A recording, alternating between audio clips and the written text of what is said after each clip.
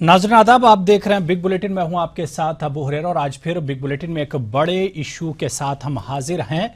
सवाल ये उठता है कि आमिर खान को इनक्रेडिबल इंडिया के लिए जो सफीर बनाया गया था उस ओहदे से हटा दिया गया है, या यूं कहा जाए कि उनका जो टेनओवर था वो एक तरह से पूरा हो गया है।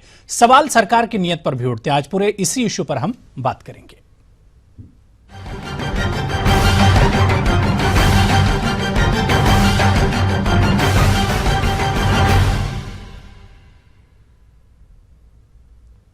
जी हां, आमिर खान के बगैर इनक्रेडिबल इंडिया।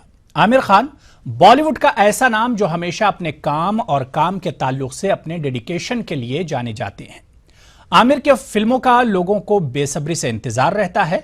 फिल्म और फिल्म से परे आमिर की हर बात और हर सरगर्मी पर मीडिया की नजर होती है। मिस्टर परफेक्शनिस्ट की बात ही निराली है। आमिर उन चंद अदाकारों में से हैं जिनकी हर बात लोग बड़े ध्यान से सुनते हैं। आमिर समाजी और कौमी सरोकारों से भी जुड़ी बातों पर अपने ख्यालात का बरमला इजहार भी करते रहे हैं, वो चाहे नर्मदा बचाओ तहरीक हो या दीगर मामले। आमिर खान अपने ख्यालात का इजहार करने से कभी हिचकिचाए नहीं है। यही वजह है कि मुल्क में अदम रवादारी को लेकर जो बहस छिड़ी थी, इस कड़ी में आमिर खान का नाम भी जुड़ गया था। आमिर खान ने मुल्क में बढ़ रहे अदम रवादारी के मामले पर अपनी राय दी थी, जिसके बाद आमिर खान की चार जानिब से मजम्मत की गई थी। खैर, आमिर खान मुल्क में कई सरकारी और गैर सरकारी इदारों के सफीर हैं। कल अचानक मरकजी हुकूमत की टूरिज्म मिनिस्ट्री से आमिर की सफीर के ओहदे से छुट्टी की खबर आई कि अदाकार आमिर खान को इनक्रेडिबल इंडिया से बाहर का रास्ता दिखाया गया है। आमिर खान ने इस फैसले का खैर मकदम किया है। आमिर ने कहा है कि वो हुकूमत के इस फैसले का खैर मकदम करते हैं और उनके लिए 10 साल तक इनक्रेडिबल इंडिया के लिए काम करना फख्र की बात थी। आमिर खान ने कहा कि मैं इंडिया इनक्रेडिबल का सफीर रहूं या ना रहूं, इंडिया इनक्रेडिबल ही रहेगा। आपको बताते चलें कि आमिर खान ने एक मीडिया ग्रुप के अवार्ड फंक्शन में कहा था कि अपने बच्चों को लेकर पहली बार मुल्क में उन्हें डर लग रहा है। आमिर खान के इस बयान ने सियासी गलियारों में भूचाल ला दिया था। सियासी लीडरान से लेकर बॉलीवुड तक आमिर के बयान पर दो खैमों में बंट गए थे। सवाल आमिर के हटाने का नहीं है या उनसे मुआहिदा तोड़ने का नहीं है। सवाल यह उठता है कि आमिर को क्या अदम रवादारी पर बोलना एक तरह से महंगा पड़ा है। सवाल सरकार की नीयत पर भी उठते हैं। आज इसी पूरे इश्यू पर बिग बुलेटिन में हम बात करेंगे।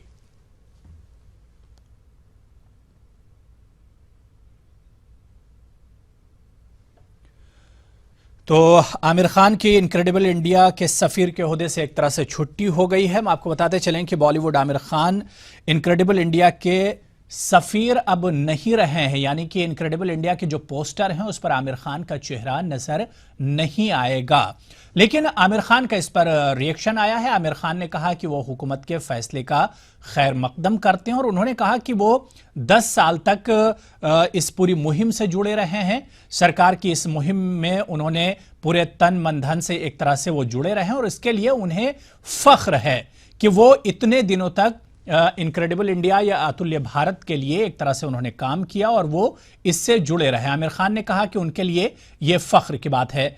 आमिर खान ने ट्वीट करते हुए कहा कि मैं इस मुहिम से जुड़ा रहूं या ना जुड़ा रहूं यह अलग बात है, लेकिन इंडिया इनक्रेडिबल है और वो हमेशा इनक्रेडिबल रहेगा।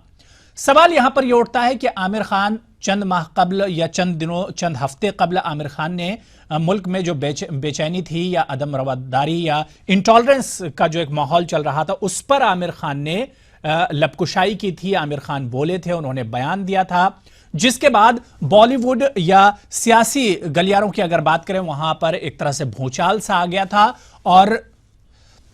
और बॉलीवुड और जो सियासी पार्टियां थी वो कहीं ना कहीं दो खैमों में बट गई थी। तो कहीं ना कहीं सवाल सरकार की नीयत पर भी उठते हैं। आज इसी पूरे इश्यू पर बात करेंगे। हमारे साथ खास मेहमानों का पैनल जुड़ चुका है। बहुत जल्दी अपने मेहमानों का हम आपसे तारुफ करा दें। हमारे साथ बीजेपी के मध्य प्रदेश के तर्जुमान स्पोक्स पर्सन दीपक विजयवर्गीय जी जुड़े हुए हैं भोपाल से। इसके अलावा एमए माजिद साहब जो कि सीनियर सहाफी हैं, हैदराबाद से जुड़े हुए हैं। इसी तरह से दिल्ली से मुमताज आलम रिजवी साहब भी सीनियर सहाफी हैं, दिल्ली से जुड़े हुए हैं। कांग्रेस से हमने कोशिश की थी कि किसी चेहरे को या किसी लीडर को लाया जाए, हालांकि उस पर हम कामयाब नहीं हो सके। अपने तमाम मेहमानों का इस खास प्रोग्राम में खैर मकदम करते हैं। सबसे पहले माजिद साहब आपके पास आना चाहेंगे कि आमिर खान को इनक्रेडिबल इंडिया के जो ओहदे पर वो थे उससे अब उन्हें एक तरह से हटा दिया गया, उसके सफीर थे, वो एम्बेसडर थे, वहां से उन्हें हटा दिया गया, या ये कहा जाए कि आमिर खान का वहां से एक मुआहिदा जो था वो पूरा हो गया। कैसे इसे देखते हैं माजिद साहब आप? बहुत बहुत शुक्रिया। जहां तक इनक्रेडिबल इंडिया की बात है और जहां तक इनटॉलरेंट इंडिया की बात है, मैं समझ रहा था कि हमने 2015 में इनटॉलरेंट इंडिया को छुट्टी कर दी, रुखसत कर दिया जी। लेकिन नया साल शुरू होता है, आप भी एक प्रोग्राम दे रहे थे, नए साल की नई उम्मीदें होंगी। नई उम्मीदें ये एक प्याम लेकर आई हैं कि हिंदुस्तान अभी भी इनटॉलरेंट है, पूरा इनटॉलरेंट ख़त्म नहीं हुआ है।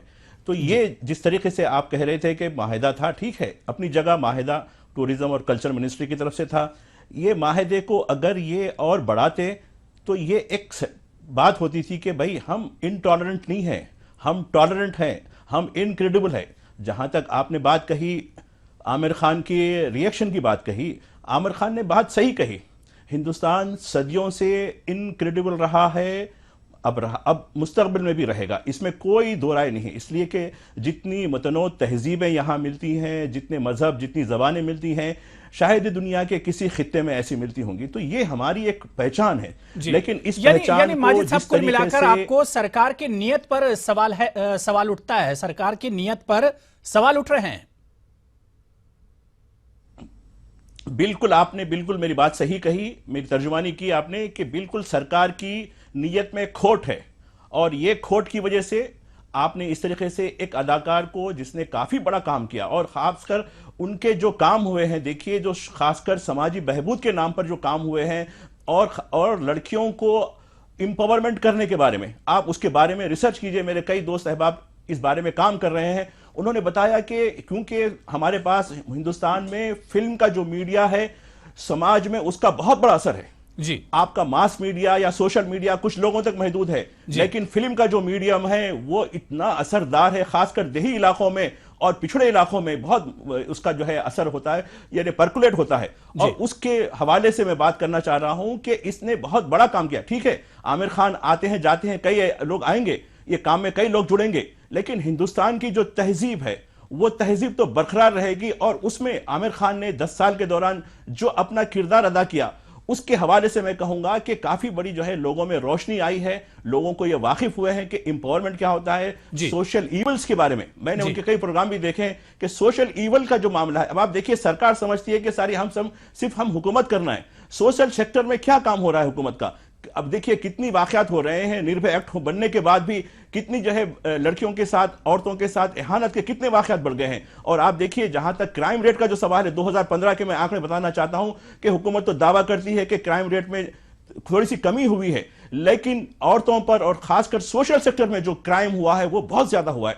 तो जो इस तरीके से जो हालात हो रहे हैं, हमको ये एक बहुत बड़ा मीडियम है सिनेमा और फिल्म, खासकर जो फिल्म के जो सेलिब्रिटीज होते हैं वो बहुत अहम रोल अदा कर सकते हैं। और इस तरीके से आमिर खान की छुट्टी कर हुकूमत ने ये इस पर इंडोर्समेंट कर दिया कि हाँ हम अब भी इनटॉलरेंट है, अब भी इनटॉलरेंट, ठीक है। मुमताज अल रिजवी साहब आपके पास आना चाहेंगे। माजिद साहब जिस इशू पर बोल रहे थे इसी पर कि आपको भी क्या सरकार की नीयत में खोट लगता है, या माजिद साहब जैसा कि कह रहे थे कि 2015 का जो जिन था इनटॉलरेंस का वो अभी भी बाकी है? मुमताज साहब बिल्कुल, मुझे अगर वाकई ये इस बुनियाद पे हटाया गया है कि आमिर खान ने जो बयान दिया था अपने अहलिया के हवाले से, अपनी बीवी के हवाले से, कि घर में बात हो रही थी कि इस वक्त जो है वो खौफ हर तरफ नज़र आ रहा है, हर तरफ खौफ का माहौल है, और इसको अगर बुनियाद बना करके आमिर खान को हटाया गया है, ये इनक्रेडिबल इंडिया के जो मूवमेंट था या जो ऐड था, तो मेरे ख्याल से ये गलत है। और इस वक्त जबकि पूरी दुनिया में पूरी दुनिया में ये मैसेज जा रहा है कि हिंदुस्तान में कुछ लोग हैं जो मुल्क के माहौल को ख़राब करना चाहते हैं, हिंदुस्तान के माहौल को ख़राब करना चाहते हैं, और हुकूमत खामोश तमाशाई बनी हुई है, उनके ख़िलाफ़ कोई कार्रवाई नहीं करती। यहीं पे ये बात उठी थी। तो ऐसे में मुझे बड़ी हैरत होती है कि एक तरफ तो वज़ीर आज़म पाकिस्तान से दोस्ती चाहते हैं, पूरी दुनिया में घूमते हैं कि हिंदुस्तान में सरमायाकारी हो, हिंदुस्तान में बड़ी बड़ी कंपनीज आएँ, अभी तक कामयाबी नहीं मिली, और उसकी वजह यही है जो इंटॉलरेंट की बात हो रही है। ऐसे में मुझे हैरत होती है। मुमताज साहब, कहा यह जा रहा है मिनिस्ट्री की तरफ से, टूरिज्म मिनिस्ट्री की तरफ से कहा जा रहा है कि आमिर खान का जो एग्रीमेंट था, यानी 10 साल का या 5 साल का, वो पूरा हो गया और उसके बाद आमिर खान की अब छुट्टी कर दी गई है। अब उसकी जगह पर अमिताभ बच्चन को नया एम्बेसडर बनाकर लाया जा रहा है, यह बात कही जा रही है। इसे कैसे देखते हैं आप? देखिए, ठीक है, अगर मुआहिदा खत्म हो गया है और आमिर खान को हटा दिया गया है तो इसमें मेरे ख्याल से कोई बात नहीं, लेकिन इस वक्त उनको बढ़ाया भी जा सकता है। अमिताभ बच्चन जी तो हर चीज़ बेच रहे हैं, हर चीज़। वो गुजरात में भी रहे, आपको मालूम होगा कि गुजरात में नरेंद्र मोदी की हुकूमत में वो ब्रांड एम्बेसडर रहे वहाँ पे।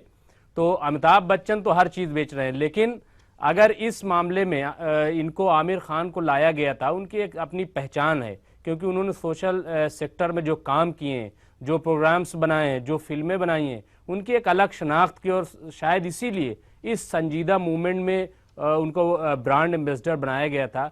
तो अगर बड़ी बात तो ये थी कि ऐसे माहौल में उनका एग्रीमेंट बढ़ाया जाता, उनका मुआहदा बढ़ाया जाता, जी बढ़ाया जाता, और बढ़ाया जाता है, ऐसा नहीं है जी, बढ़ा दिया जाता है। तो अगर बढ़ा देती है गवर्नमेंट तो शायद एक अच्छा मैसेज जाता, वरना खुद आप देख लीजिए, बिल्कुल सही है कि मिनिस्ट्री कुछ कहे, लेकिन आज जो न्यूज़ बन रही है, आपने डिबेट भी इसीलिए रखी है कि मौजूए बहस ये चीज बन गई है। तो मैं जो बात कहना चाह रहा हूं कि आखिर कौन लोग हैं जो वजीर आजम को इस किस्म के मशवरे दे रहे हैं कि जिससे माहौल अच्छा बनने के बजाय माहौल बिगड़ जाता है। बिल्कुल ठीक है। बीजेपी से चलिए इसका रिएक्शन ले लेते हैं, क्योंकि मरकज में भी वही है। बीजेपी से इसका रिएक्शन ले लेते हैं।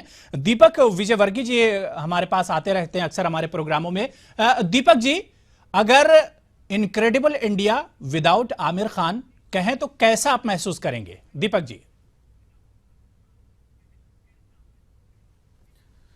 देखिए, इंडिया इनक्रेडिबल है और उसकी जगह आमिर खान या दीपक विजयवर्गीय या वो हुरेरा जैसे हजारों लाखों लोगों की जरूरत नहीं है। और ये पिछले 5000 साल से है। दुनिया के ज्ञात इतिहास में अगर इंडिया अतुलनीय है तो हिंदुस्तान की अपनी परंपराओं की वजह से, अपनी रवायतों की वजह से है। और इसके बीच में अगर कोई कॉन्ट्रैक्ट के तहत, चूंकि फिल्मी सितारों का मास कॉन्ट्रैक्ट ज्यादा होता है, उनको कहीं ब्रांड एम्बेसडर बनाया जाता है, तो वो एक प्रोफेशनल प्रक्रिया होती है। उनका अनुबंध पूरा हो गया है और उनका अनुबंध पूरा होने के बाद निश्चित तौर पर हर प्रोफेशनल को हटना होता है। तो इस बात को कोई इश्यू बनाने की कोई बात नहीं है। दूसरी बात, अगर आप ये कहें कि साहब वो उन्होंने जो इंटॉलरेंस के ऊपर जो बयानबाजी की थी उसकी वजह से उनको हटाया गया है, तो मैं व्यक्तिगत तौर पर ये मानूंगा कि उन्होंने जो कुछ भी कहा था बेहद शर्मनाक था। और भारत की छवि निर्माण की जिसको जिम्मेदारी दी गई है, वो भारत की छवि खराब करने की कोशिश करे, तो इससे ज्यादा बेशर्मी की बात और इससे ज्यादा प्रोफेशनल वृत्ति के खिलाफ कोई बात नहीं हो सकती। और निश्चित तौर पर आमिर खान राजनीतिक हाथों में खेल रहे थे, निहित स्वार्थों के हाथों में खेल रहे थे। बिहार लेकिन दीपक जी, हमारे साथ जो दो पैनलिस्ट और जुड़े हुए, उन्होंने कहा कि सरकार की नीयत में एक तरह से खोट है, इस तरह से आमिर खान को हटा देना। उनका जो एग्रीमेंट था वो बढ़ाया भी जा सकता था। आप आमिर खान की नीयत के बारे में क्यों नहीं सोचते? आमिर खान को ऐसी जरूरत क्यों पड़ी? मुझे बता दीजिए कि आमिर खान भारत को रहने के लायक नहीं समझ रहे हैं तो वो अमेरिका को रहने लायक समझते हैं क्या? जहां पर अभी वहां के राष्ट्रपति पे चुनाव में आमिर खान नहीं समझ रहे हैं, उनकी वाइफ कह रही है। आप समझिए पहले उनकी वाइफ कौन है, उनको समझिए। आमिर खान नहीं कह रहे हैं कि अरे कुछ नहीं, हम आमिर खान जितना इशू को मिसलीड कर रहे हैं। अरे माजिद साहब आपके पास भी आ रहे हैं जी। आप कम पढ़े लिखे नहीं है। और जी मुझे बता दें, आमिर खान की कहां जाना चाहते थे? वो अमेरिका जाना चाहते थे, ब्रिटेन जाना चाहते थे, आमिर खान नहीं जाना चाहते थे, उनकी वाइफ जाना चाहती थी। उनकी वाइफ कौन है? आमिर खान ने कब कहा? आमिर खान ने तो कभी कहा ही नहीं। दुनिया में कौन सा देश है? नहीं, ये दीपक साहब आप मिसलीड कर रहे हैं। आप ये बताइए। अच्छा नहीं, एक मिनट, आप ये कह रहे हैं, एक मिनट, डिबेट को गुमराह कर रहे हैं, ना समझें। आमिर खान जितना देखिए, नहीं, एक मिनट बात समझ लीजिए। आपने कहा 5000 साल से अतुल्य भारत है, तो अगर 5 साल से अतुल्य भारत है, और यकीनन मैं मानता हूं, तो फिर उसकी एडवर्टीजमेंट की क्या जरूरत थी? क्यों कर रही थी गवर्नमेंट? बिल्कुल है, क्यों बिल्कुल है। उसकी एडवर्टीजमेंट क्यों कर रहे हो? क्यों आमिर खान को हटा के अमिताभ बच्चन को लाया जा रहा है? इसकी जरूरत क्या है? इसको हटा दीजिए, इस पोस्ट को खत्म कर दीजिए। इसलिए कि 1000 साल तक हिंदुस्तान गुलाम रहा है। उसके बाद जब स्वतंत्र हुआ है तो दुनिया भर में उसकी छवि बनाने की जरूरत है, व्यवसाय बढ़ाने की जरूरत है। नहीं, इसीलिए देखिए, इसीलिए बिल्कुल एग्जैक्टली ये गुलामी कब ली? क्या अंग्रेज 1000 साल थे? नहीं, ये बहुत ही इंतहाई शर्मनाक बात है, इंतहाई शर्मनाक बात है, ये बहुत शर्मनाक बात है। आपको इसको अपॉलॉजी करनी चाहिए। बीजेपी का असल में 1000 साल किसकी गुलामी थी? आप बताइए। नहीं, दीपक साहब, आप पूरे मिसलीड कर रहे हैं, आप मिसलीड कर रहे हैं, आप पूरा कम्युनल गेम कार्ड खेल रहे हैं। आप हिंदुस्तानी बनिए पहले, बाद में आप आरएसएस के प्रचारक बनिए। आप क्या क्या चीज हटाएंगे? आप विजिट कर रहे हैं। 1000 साल गुलामी किसकी थी? आप कौन बनेगा? बड़ी आप बताइए, गुलामी किसकी थी? बिल्कुल देखिए, आप माजिद साहब, मुमताज आलम रिजवी साहब और दीपक जी आएंगे, इसी इशू पर आएंगे। एक नया सोशा छोड़ दिया है दीपक जी ने कि हिंदुस्तान 1000 साल तक या हिंदुस्तान जो है वो गुलाम रहा है। इसी इशू पर आएंगे। आखिर आमिर खान से जोड़कर ये इशू भी एक आ गया। छोटा सा ब्रेक लेंगे। तीनों खास मेहमान इस इशू पर हमारे साथ बने हुए हैं। छोटा सा ब्रेक।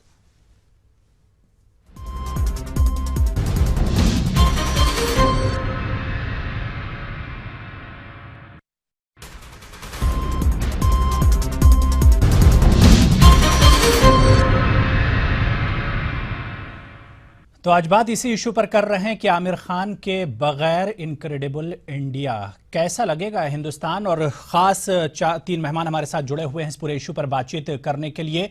दीपक विजयवर्गीय जी, सबसे पहले आपके पास आना चाहेंगे। ब्रेक पर जाने से पहले आपने एक शोशा छोड़ा था कि हिंदुस्तान 1000 साल गुलाम रहा है। उसकी छवि बेहतर करने के लिए अदाकारों को एक तरह से लाया जाता है। उसी कड़ी का एक हिस्सा आमिर खान भी है, ताकि वो जो छवि है वो बेहतर हो सके। दीपक जी।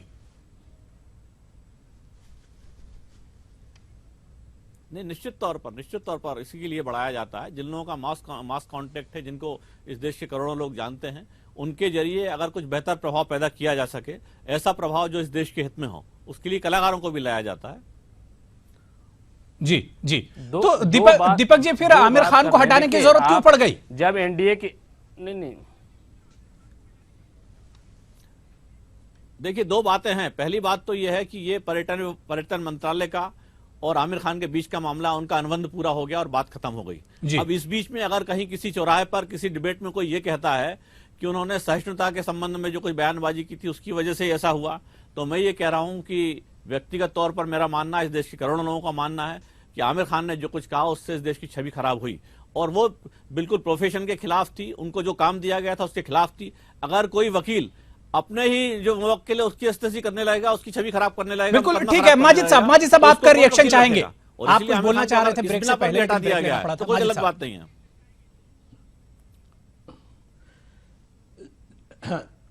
जनाब, मैं एक बात बताना चाहता हूं। मेरी बात सुन रहे हैं? बिल्कुल जी, आवाज आ रही है आपकी।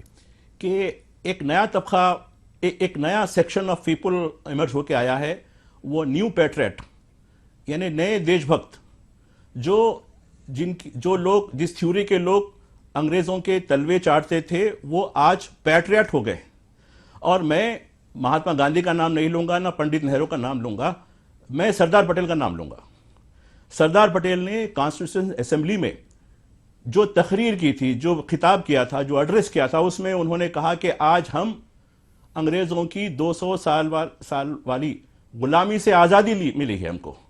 और ये हमारे दीपक साहब कहां से लेकर आए? ये 800 साल कहां के हैं? 800 साल बताएं वो। ये इस तरीके से ये पूरे सोसाइटी को डिवाइड कर रहे हैं।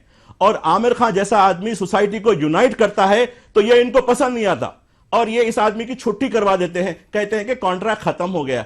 तो आपके पास इतना ही इंटॉलरेंट था, आप इतने इंटॉलरेंट हुए क्योंकि दादरी से आप लोगों का चेहरा सामने आया, और आज भी चेहरा सामने आ रहा है। दिखाने के लिए तो जाते हैं यहां वहां, बोसे लेते हैं, बात करते हैं, अच्छी मन की बात होती है, लेकिन मन की बात जबान से करते हैं, मन से नहीं करते। तो ये लोगों पे कोई भरोसा नहीं किया जा सकता। बिल्कुल ठीक है। मुमताज साहब, आपका रिएक्शन? मुमताज साहब। नहीं, मैं तो यही कह रहा हूं कि ये 1000 साल की बात कहां आ गई। यही एनडीए हुकूमत थी जो डॉक्टर एपीजे अब्दुल कलाम को लेकर के आई थी और उनको प्रेसिडेंट ऑफ इंडिया बनाया था। तो यही तो एनडीए गवर्नमेंट थी। और ये कह रहे हैं कि 1000 साल, तो ये एपीजे अब्दुल कलाम कौन थे? क्या एनडीए ने या अटल बिहारी वाजपेयी या उनकी हुकूमत ने क्या फिर से गुलामी इख्तियार की थी? ये अजीब व गरीब किस्म की बात करते हैं। इनको चाहिए कि बहुत इंटॉलरेंट नहीं बल्कि टॉलरेंट होकर के बात करनी चाहिए। और इस वक्त जो मुल्क का माहौल है, अगर कुछ लोग देखिए ये फर्क करना चाहिए, हिंदुस्तान इंटॉलरेंट नहीं है, ये बहुत वादे तौर पर बात कही जानी चाहिए, बल्कि कुछ लोग हैं जो इंटॉलरेंट हैं, जो मुल्क के माहौल, एक मिनट, जो मुल्क के माहौल को खराब कर रहे हैं, उनकी निशानदेही होनी चाहिए और उन पे लगाम लगनी चाहिए। और ये लगाम हुकूमत की तरफ से लगनी चाहिए, ये डिमांड की जा रही है। कौन कह रहा है कि दीपक जी हिंदुस्तान वक्त बिल्कुल हिंदुस्तान खत्म हो रहा है, में आप कुछ रिएक्शन देना चाह रहे हैं? दीपक जी 30 सेकेंड।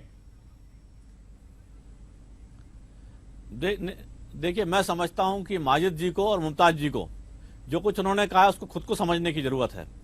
उन्होंने खुद ने कहा कि अटल बिहारी वाजपेयी जी की जब सरकार थी तो डॉक्टर अब्दुल कलाम साहब को प्रेसिडेंट बनाया गया, और हम तो दूसरी बार भी डॉक्टर कलाम साहब को प्रेसिडेंट बनाना चाहते थे, क्योंकि उनकी तुलना का देशभक्त उस समय भी नहीं था और जब तक वो जिंदा थे तब तक नहीं था। और हम तो आपके मंच पे कह रहे हैं कि डॉक्टर कलाम जवाहरलाल नेहरू से ज्यादा देशभक्त थे, उनका चरित्र उनसे ज्यादा बेहतर था, और इसीलिए हम कोई धर्म से जोड़ने वाली बात नहीं। तो यानी माना जाए कि हामिद अंसारी को आप लोग बनाएंगे आने वाले दिनों में? मन का मैल है जो ये कहना चाहता है, जो हमारी वैल्यूज को मानेगा, जो 5000 साल के इतिहास का सम्मान करेगा, जिसको मालूम होगा कि मोहम्मद गजनबी हमारा नहीं था, पृथ्वीराज चौहान हमारा था। चलिए फिर बात बहुत बढ़ जाएगी दीपक जी, बात बहुत बढ़ जाएगी। बिल्कुल बिल्कुल बिल्कुल, देखिए टॉपिक आमिर खान पे बात बहुत बढ़ जाएगी और वक्त भी तकरीबन हमारे पास खत्म हो चुका है। इस बात को मानिए कि आमिर खान को हटाना एक तरह से नियत साफ नहीं थी हुकूमत की। तो चलिए वक्त हमारे पास बिल्कुल नहीं बचा है। बिग बुलेटिन में तमाम मेहमान हमारे साथ जुड़े हुए थे, तमाम मेहमानों का बहुत बहुत शुक्रिया। बिग बुलेटिन में फिलहाल इतना ही। आदाब।